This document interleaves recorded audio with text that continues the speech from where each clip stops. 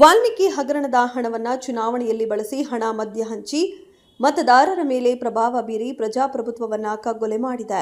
ಹಣ ಹಂಚಿ ಗೆದ್ದಿರುವ ಕಾಂಗ್ರೆಸ್ ಸಂಸದ ತುಕಾರಾಂ ಗೆಲುವನ್ನು ಪ್ರಶ್ನಿಸಿ ಮಾಜಿ ಸಚಿವ ಬಿ ಶ್ರೀರಾಮುಲು ಅವರು ಹೈಕೋರ್ಟ್ನಲ್ಲಿ ದಾವೆ ಹೂಡಲಿದ್ದಾರೆ ಎಂದು ಬಿಜೆಪಿ ರಾಷ್ಟ್ರೀಯ ಪ್ರಧಾನ ಕಾರ್ಯದರ್ಶಿ ರಾಧಾ ಮೋಹನ್ ಅಗರ್ವಾಲ್ ಹೇಳಿದರು.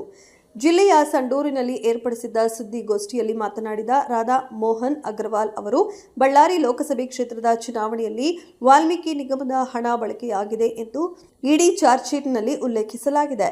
1975ರಲ್ಲೂ ಇದೇ ರೀತಿ ಮದ್ಯ ಹಂಚಿ ಗೆದ್ದಿದ್ದ ಇಂದಿರಾ ಗಾಂಧಿಯವರ ಗೆಲುವನ್ನು ಪ್ರಶ್ನಿಸಿ ಕೋರ್ಟ್ಗೆ ಹೋಗಿತ್ತು. ಕೋರ್ಟ್ ಸದಸ್ಯತ್ವವನ್ನು ರದ್ದುಪಡಿಸಿ ಇಂದಿರಾ ಗಾಂಧಿ ತುರ್ತು ಪರಿಸ್ಥಿತಿಯನ್ನು ಘೋಷಿಸಿದರು. ಅದರಂತೆ ಸಂಸದ ತುಕಾರಾಂ ಪ್ರಕರಣವೂ ಅದೇ ರೀತಿ ಆಗಲಿದೆ ಎಂದರು. ಇನ್ನು ವಾಲ್ಮೀಕಿ ಹಗರಣಕ್ಕೆ ಸಂಬಂಧಿಸಿದಂತೆ ಎಸ್ಐಟಿ ಇಡಿ ಚಾರ್ಜ್ ಶೀಟ್ ಸಲ್ಲಿಸಿದೆ. ನಾಗೇಂದ್ರರನ್ನ ರಕ್ಷಣೆ ಮಾಡಲು ಎಸ್ಐಟಿ ಕ್ಲೀನ್ ಚಿಟ್ ನೀಡಿದೆ. ಇನ್ನು ನಾಗೇಂದ್ರ ಅವರೇ ಪ್ರಮುಖ ಆರೋಪಿ ಎಂದಿದೆ. ಹಗರಣ ಕುರಿತು ಬಿಜೆಪಿ ಆರೋಪ ಮಾಡಿದಾಗ ಸಿಎಂ ಸಿದ್ದರಾಮಯ್ಯ ನಡೆದೇ ಇಲ್ಲ ಎಂದು ಹೇಳಿಕೆ ಬಳಿಕ ಅಧಿವೇಶನದಲ್ಲೇ 89 ಕೋಟಿ ರೂಪಾಯಿ ಹಗರಣ ನಡೆದಿದೆ ಎಂದು ಸಿಎಂ ಸಿದ್ದರಾಮಯ್ಯ ಒಪ್ಪಿಕೊಂಡಿದ್ದರು. ಅವರು ಸಹ ಮೂಡಾದಲ್ಲಿ ಬದಲಿ ನಿವೇಶನ ಪಡೆದು ಸುಮಾರು 4,000 ಕೋಟಿ ರೂಪಾಯಿ ಹಗರಣ ಮಾಡಿದ್ದಾರೆ ಎಂದು ರಾಧಾ ಮೋಹನ್ ಅಗರ್ವಾಲ್ ಹೇಳಿದರು. हमारे पास ईडी की रिपोर्ट है, वो सबूत है। वो सबूत लेकर के हम कोर्ट में जाएंगे। हमें कोर्ट के ऊपर विश्वास है। जैसे श्रीमती इंदिरा गांधी की सदस्यता नल एंड वाइड घोषित हुई, वैसे इनकी भी सदस्यता नल एंड वाइड घोषित होगी। हमें लगता है कि हमें सबसे पहले अपने न्यायालयी प्रक्रिया में विश्वास करना चाहिए, क्योंकि अगर हम सड़कों पर आंदोलन करेंगे, उनके पुतले जलाएंगे, जगह जगह उनका विरोध करेंगे, उससे हम यहाँ की शांति व्यवस्था को प्रभावित कर सकते हैं। उनके इलेक्शन को नल एंड वाइड घोषित नहीं करा सकते। हमें एक जागरूक और जिम्मेदार राजनीतिक दल के रूप में व्यवहार करना है। हमारे पास लीगल रेमेडी है। जनता के बीच में आंदोलन करने से हमें वो लीगल रेमेडी प्राप्त नहीं होगी। कल कोर्ट हमसे पूछेगा, आप जब जानते थे कि इसकी लीगल रेमेडी है, तो आप लीगल रेमेडी पर जाने की जगह पर संदूर में अराजकता क्यों पैदा कर रहे हैं? हमारे पास इसका क्या जवाब होगा? हम लोग हमेशा से एक जिम्मेदार पार्टी है। कांग्रेस की तरह गैर राजनीतिक अराजकता फैलाना और न्यूसेंस की राजनीति करना यह भाजपा का चरित्र नहीं है। हम वैधानिक तरीके से इस लड़ाई को पूरी गारंटी मैं दे सकता हूं, हम लोग जीतने जा रहे हैं। ಈಗ ಜನಗಳ ಮಧ್ಯೆ ಸಂಡೂರಿನಲ್ಲಿ ಜನಗಳಿಗೆ ತಿಳಿಸಬೇಕು, ಈಗ ಇಡಿ ಹಗರಣ ಆಗಿದೆ, ಅದು ಜನಗಳಿಗೆ ತಿಳಿಸಬೇಕಂತ ನೀವು ಯಾವ ಮಟ್ಟದಲ್ಲಿ ಹೋರಾಟ ಮಾಡ್ತೀರಿ?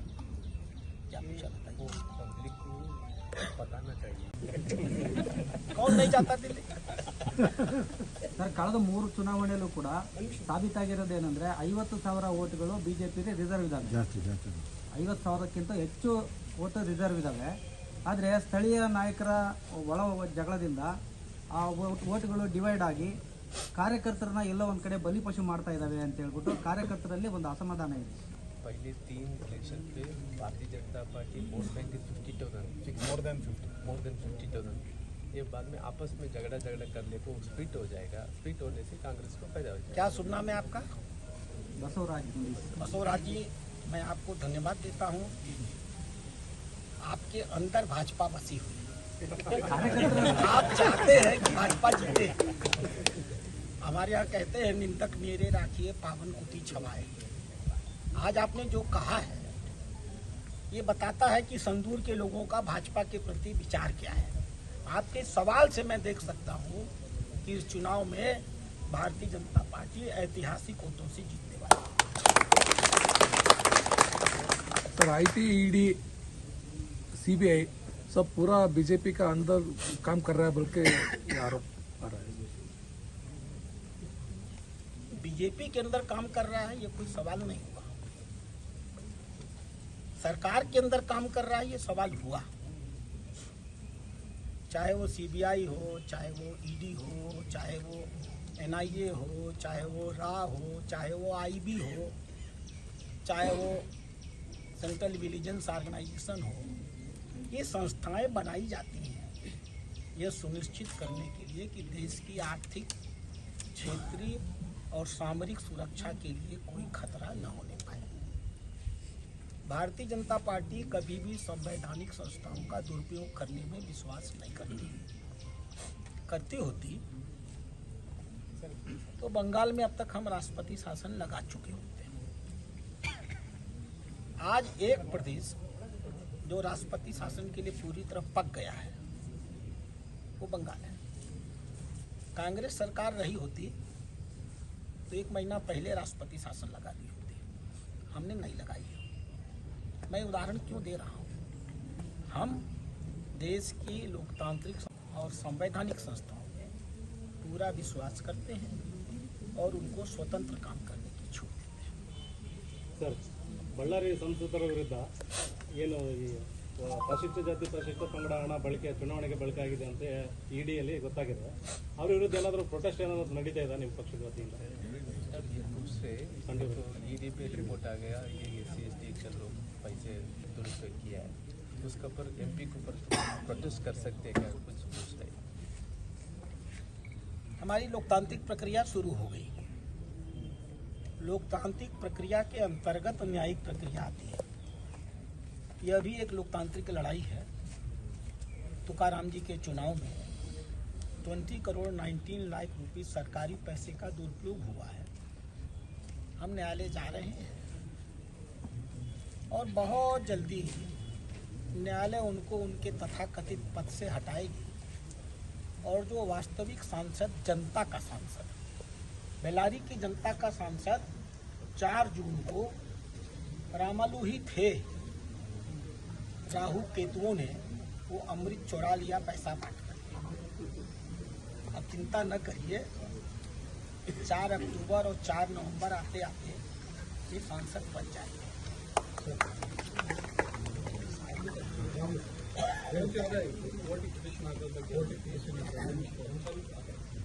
ಇವತ್ತು ನಮ್ಮ ಉಸ್ತುವಾರಿಗಳ ये मेरे पास एक अखबार की कटिंग है।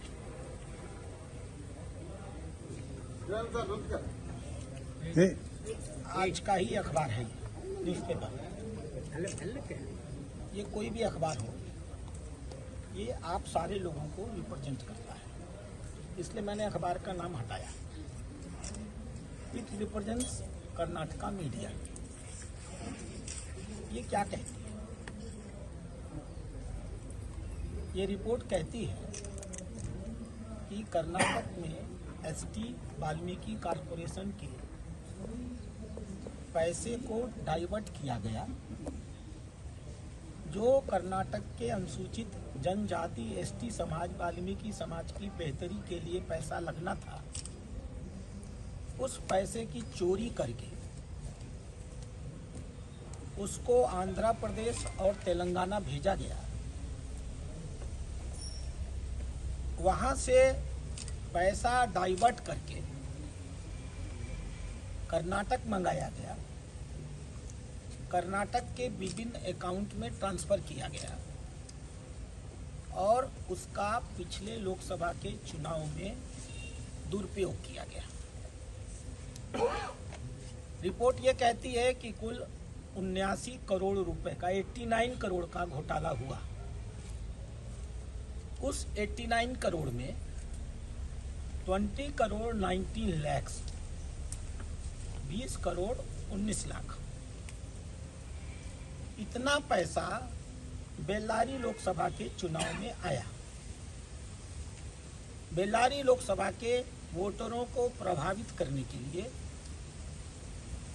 इस क्षेत्र में लीकर बांटी गई, इस क्षेत्र में पैसा बांटा गया और चुनाव को प्रभावित करके चुनाव को जीतने का खेल खेला गया। आपको एक घटना याद होगी 1975 की, 1975।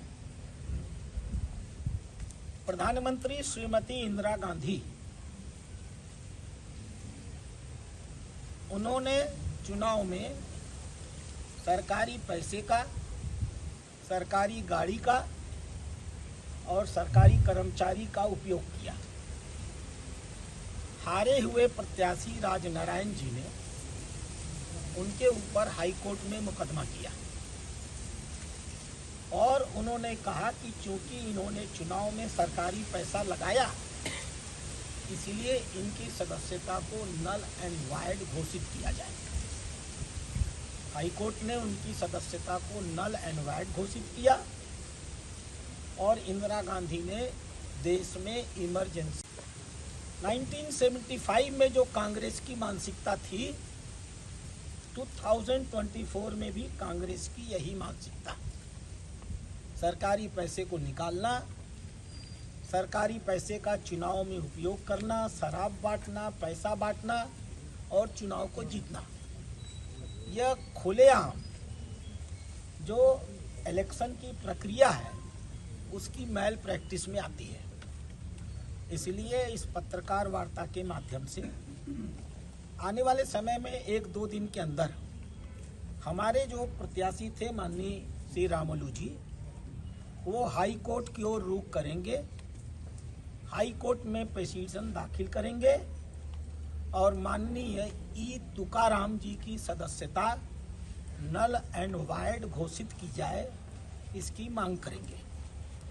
जब तुकाराम जी की सदस्यता नल एंड वाइड घोषित होगी तो स्वाभाविक रूप से माननीय श्री रामुलू जी ऑटोमेटिकली उनके स्थान पर सांसद बनने की घोषणा की जाएगी। यह पत्रकार वार्ता मैंने सिर्फ और सिर्फ इसी उद्देश्य के लिए बुलाई है। आप अगर कोई भी सवाल पूछेंगे तो मैं उसका जवाब दूंगा।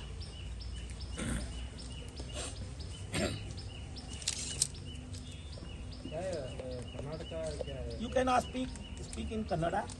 He will translate. He will translate. No problem. But I cannot try to understand. कोई प्रॉब्लम सर। क्या कर्नाटक में वो इन्वेस्टिगेशन किया, इन्वेस्टिगेशन के रिपोर्ट में नागेंद्र का नाम नहीं है। 2 जांच हुई है, एक SIT की जांच हुई है और एक ED की जांच हुई है। ये कितना शर्मनाक है,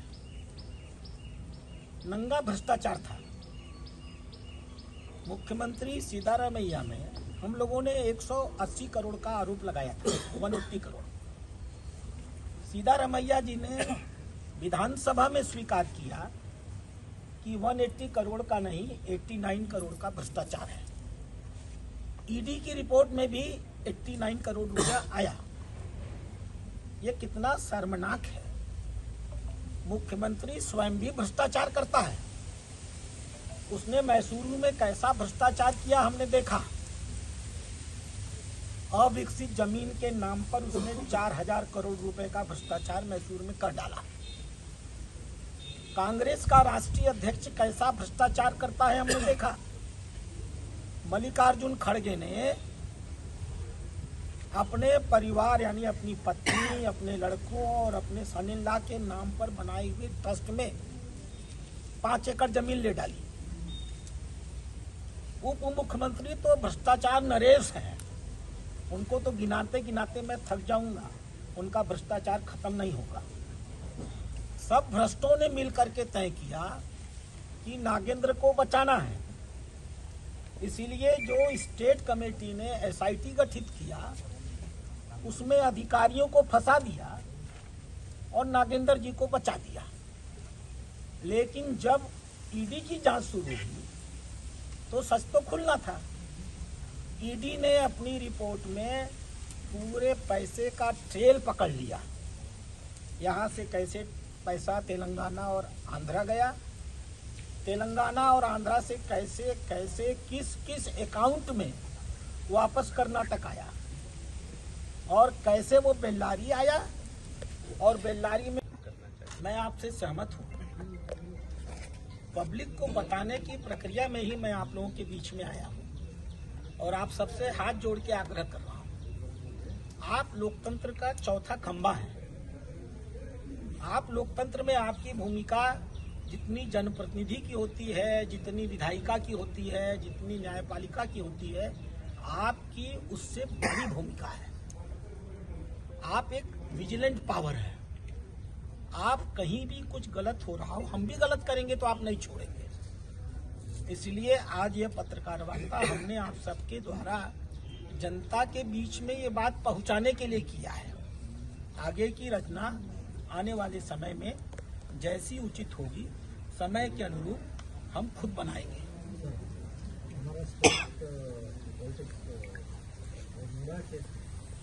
आंतरिक संघर्ष हो रहा है Congress party CM deputy CM, हमारा स्टेट का deputy CM DK Shivakumar BJP के संपर्क में है, ऐसा आपका संपर्क में है सर? देखिए, हमने ये पत्रकार वार्ता स्पेसिफिकली संदूर के लिए बुलाई है, तुकाराम जी के भ्रष्टाचार के लिए बुलाई है, कांग्रेस के तुकाराम केंद्रित चुनावी भ्रष्टाचार के लिए बुलाई है।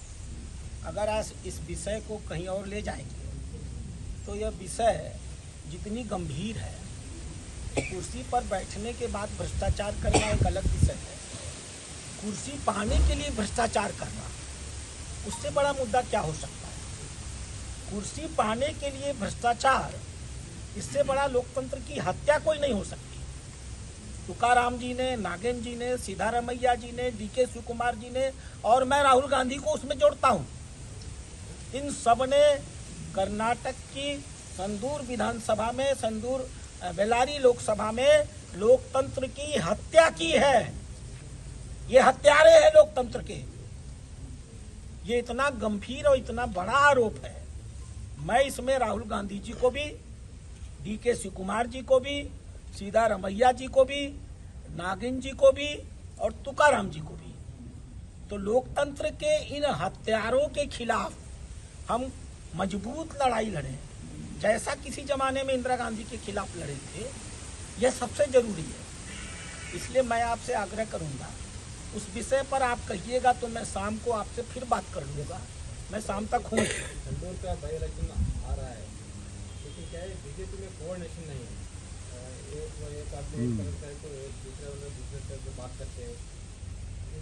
इस सिचुएशन में आप कैसा जीत सकते हो? अभी हम लोग संदूर के बाई इलेक्शन को लेकर के बहुत चिंतित नहीं है। मैं कर्नाटक की हर विधानसभा में जा रहा हूँ। अभी सुबह हम लोगों ने हाउसपेट में बैठक की है। माननीय आनंद सिंह जी और सिद्धार्थ जी जो चुनाव हारे थे, वो सब लोग उस बैठक में थे। अभी हमारी प्राथमिकता भारतीय जनता पार्टी की सदस्यता अभियान है। हम ऐतिहासिक सदस्यता कराने जा रहे हैं। आज की बैठक भी जो हम लोगों ने संदूर में रखी है, वो सदस्यता अभियान को लेकर ही रखी है। चुनाव की तैयारी, तो अभी चुनाव की घोषणा भी नहीं हुई है, तो अभी हम उसको मगजमारी क्यों करें? जहाँ तक आप अंतर्विरोध की बात कर रहे हैं, तो लोकतंत्र है, हर कार्यकर्ता को हक है कि आने वाले चुनाव में वो टिकट मांगे। टिकट न मिले तो चाहे वो देवेंद्रप्पा जी हो, दिवाकर जी के लिए काम करें, और दिवाकर जी हो, देवेंद्रप्पा जी के लिए काम करें। तीसरे को मिले तो ये दोनों मिलके काम करें। देखिए कितनी मोहब्बत से आपस में गले में हाथ डाल के बैठे हैं कि नहीं बैठे। आप कहते हैं कि अंतर्विरोध है। देखिए जरा फोटो ले लीजिए इन दोनों की, गले में हाथ डाल लीजिए भाई, आप लोग गले में हाथ डाल लीजिए। आप कहते हैं अंतर्विरोध है। In the last 2 times also same situation is created. They are sitting together, but they have fight against. पहले की बात तो मैं नहीं जानता, आज की बात मैं जानता हूँ। बीजेपी में मेरे को देवेंद्रप्पा जी पे, दिवाकर जी पे या अन्य जो कैंडिडेट्स हैं, मैं यहाँ लोकसभा चुनाव में रहा हूँ। सारी 28 लोकसभा चुनाव का मैंने संचालन किया है। एक एक कार्यकर्ता ने चुनाव में भारतीय जनता पार्टी के प्रत्याशी के लिए मदद किया है। बहुत बार ऐसा होता है कि कोई कंफ्यूजन हो जाए और कंफ्यूजन दूर न कराया जाए तो मनमुटाव होता है। अब वो स्थिति नहीं है। हम लोग का आपस में बहुत कम्युनिकेशन है और वो बीती ताही विसार दे, आगे की सुध ले। सर ऐसे चर्चा हो रहा है कि श्रीरामुलु सर भी आएगा, वैसे ही चर्चा हो रहा है। तृणमूल क्या है? श्रीरामुलु सर भी सेंटर पे मैं घोषणा करता हूँ, श्री रामुलु सर विधानसभा चुनाव के प्रत्याशी नहीं है।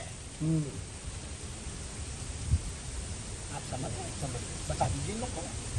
ಅವ್ರು ಹೇಳ್ತಾ ಇದ್ದಾರೆ ರಾಮ್ಲೂರು ಇಲ್ಲಿ ಕಂಟೆಸ್ಟ್ ಮಾಡೋದಾಗ್ಲಿ ಅವರು ಅಭ್ಯರ್ಥಿಯಾಗಿ ಇರೋದಾಗ್ಲಿ ಯಾವುದೂ ಇಲ್ಲ, ಯಾರು ಪಾರ್ಟಿಗೆ ಕ್ಯಾಂಡಿಡೇಟ್ ಆಗಿ ಘೋಷಣೆ ಮಾಡ್ತಾರೆ ಅವ್ರ ಜೊತೆಲಿ ಕೆಲಸ ಮಾಡ್ತಾರೆ। हमारे ये लोकसभा के सदस्य हैं, इनको धोखे से हराया गया है। हम इनको 2 महीने में वापस लोकसभा का सदस्य बना लेंगे। ಸರ್ ಕಳೆದ 3 ಬಾರಿ ಎಲೆಕ್ಷನ್ ಅಲ್ಲೂ ಕೂಡ कोई लोग दिल्ली गए, आपका स्टेट बीजेपी लीडर को क्या कोऑर्डिनेशन नहीं है उसको भी, वो कई लोग दिल्ली आप दिल्ली कभी गए हैं?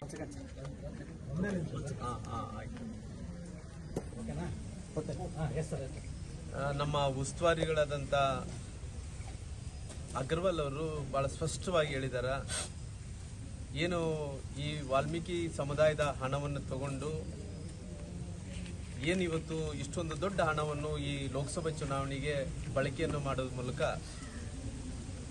ಪ್ರತಿಯೊಂದು ಅಲ್ಲಿ ಹಣವನ್ನು ಯಾವ ರೀತಿಯಲ್ಲಿ ವೆಚ್ಚ ಮಾಡಿದ್ದಾರೆ ಅನ್ನೋಂಥ ವಿಚಾರದ ಬಗ್ಗೆ ಅವರು ಉಲ್ಲೇಖನ ಮಾಡಿದ್ದಾರೆ। ಹಂಗಾಗಿ ಅವರು ಸೂಚನೆ ಕೊಟ್ಟಿದ್ದಾರೆ, ಎಂಥ ಪರಿಸ್ಥಿತಿಯಲ್ಲಿ ಕೂಡ ಇದಕ್ಕೆ ಮುಂದಕ್ಕೆ ತೊಗೊಂಡು ಹೋಗಬೇಕು ಅಂತೇಳಿ ಪಾರ್ಟಿ ಡಿಸಿಷನ್ ಆಗಿರೋರು, ಪಾರ್ಟಿ ಡಿಸಿಷನ್ ಈ ಪಾರ್ಟಿ ಡಿಸಿಷನ್ ಏನು ತೊಗೊಂಡಿದ್ದಾರೆ ಅದ್ರ ಪ್ರಕಾರ ನಾಳೆ ನಾಡ್ದೇ ಇವತ್ತು ಕೋರ್ಟಲ್ಲಿ ಹೈಕೋರ್ಟಲ್ಲಿ ಹೋಗಿ ವ್ಯಾಜ್ಯವನ್ನು ಪುನಃ ಲೀಗಲ್ ಟೀಮ್ ಹತ್ರ ಮಾತಾಡಿ ಪುನಃ ಅದರ ಕೇಸ್ ಹಾಕುವಂಥ ಕೆಲಸ ನಾವು ಮಾಡ್ತೀವಿ। ಸರ್ ಈಗ ಕೇಸ್ ಹಾಕ್ಲಿಕ್ಕೆ ಬೇಕಾದಂಥ ಪೂರಕ ದಾಖಲೆ ನಮ್ಮ ಹತ್ರ ಈಗ ಬರೀ SITದು ಅಥವಾ EDದು ಅಂತ ಅಷ್ಟೇ ಅಲ್ಲ, BJP